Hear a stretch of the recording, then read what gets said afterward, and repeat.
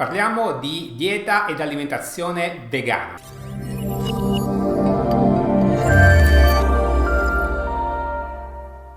Attorno a questo tipo di alimentazione si sente dire tutto e il contrario di tutto, e su internet è pieno di meme che riguardano i vegani. Ma intanto cerchiamo di capire cos'è l'alimentazione vegana. L'alimentazione vegana è un approccio alimentare che esclude completamente qualsiasi fonte alimentare animale. Quindi un'alimentazione basata esclusivamente sui vegetali. Ma è un tipo di alimentazione sana a prescindere? Molte persone pensano di sì, cioè che l'alimentazione vegana, visto che è un'alimentazione basata sulle piante, sia un'alimentazione sana e basta. La realtà dei fatti è ben diversa. Nessuna alimentazione è sana a prescindere, ma dipende sempre da quello che si mangia e quanto si mangia, perché ci sono alimenti vegani che sono nutrizionalmente una schifezza.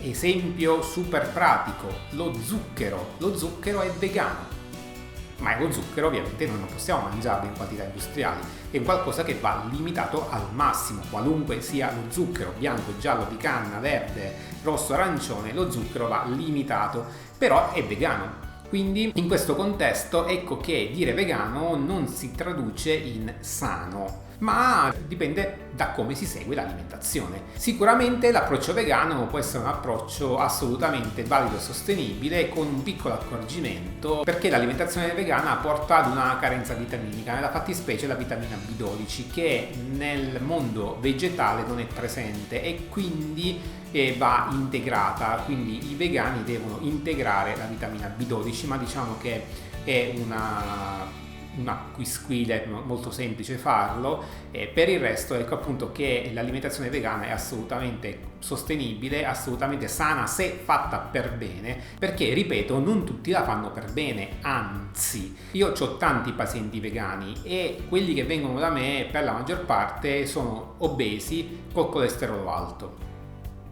e il fatto che siano vegani è irrilevante perché mangiano male. Quindi bisogna andare a bilanciare l'alimentazione e a correggerla, e non è così banale come sembra, perché nel mondo diciamo vegetale è molto più difficile far quadrare i conti, perché se ci riferiamo al mondo animale riusciamo a trovare per esempio delle fonti di proteine isolate. Prendiamo la carne, il petto di pollo oppure il merluzzo, piuttosto che il tonno in scatola o l'albume, sono tutte fonti di proteine abbastanza pure. Se prendiamo il pollo c'ha solo proteine, di grassi ne ha veramente pochissime tracce. L'albume ad esempio di grassi ne ha zero, quindi è solo una fonte proteica. Il merluzzo stesso discorso. Quindi ecco che ci sono nel mondo diciamo animale delle fonti proteiche assolutamente isolate, cosa che non avviene, o comunque avviene con molta più difficoltà, nel mondo vegetale, dove le proteine sono costituenti di alimenti più completi.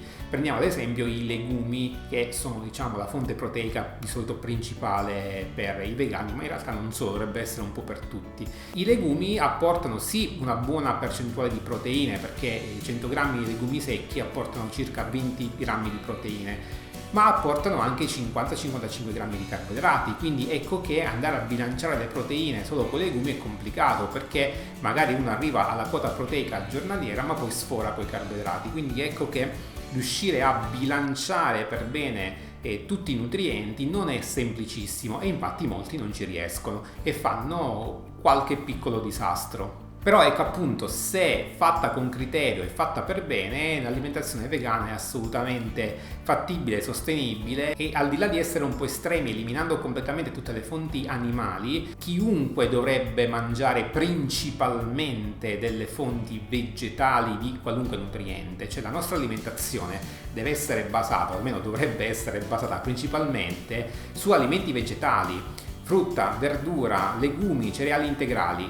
Queste devono essere, diciamo, le basi della nostra alimentazione, a prescindere che si sia vegano o non vegano. Poi chi non è vegano può introdurre anche altre fonti alimentari come la carne, il pesce, le uova, il latte, i formaggi, eccetera, eccetera. Però ecco appunto l'approccio principalmente vegetale dovrebbe essere un approccio valido per tutti, cioè la nostra alimentazione dovrebbe essere per la stragrande maggioranza fatta da vegetali, ripeto, cereali integrali, legumi, frutta e verdura, e poi in minima parte, solo in minima parte, da tutto il resto.